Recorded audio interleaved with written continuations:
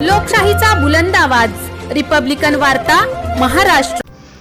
निफाड तालुक्यातील पालखेड मिरचीचे येथील न्यू सारंग हॉटेल अँड बार अज्ञात चोरट्यांनी 24 मे 2025 रोजी फोडून दारूच्या बाटल्यांची चोरी केल्याची घटना घडली होती। या संदर्भात पिंपळगाव बसवंत पोलीस ठाण्यात चोरीचा गुन्हा दाखल करण्यात आला होता।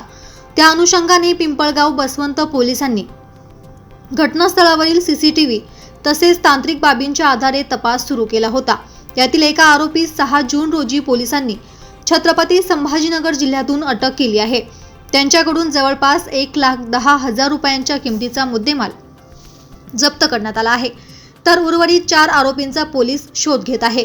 सदरची कामगिरी पिंपळगाव बसवंत पोलीस ठाण्याचे पोलीस निरीक्षक दुर्गेश तिवारी, एपीआय जाधव, पीएसआय कोल्हे यांच्या मार्गदर्शनाखाली पोलीस हवालदार निलेश जाधव, अमोल देशमुख, नितीन गाढवे, विकास वाळुंज, सागर धात्रक यांच्या पथकाने केली। रिपब्लिकन वार्तासाठी ओझर प्रतिनिधी Chandrashekhar Asolkar, Nashik. Subscribe now and press the bell icon. Never miss an update.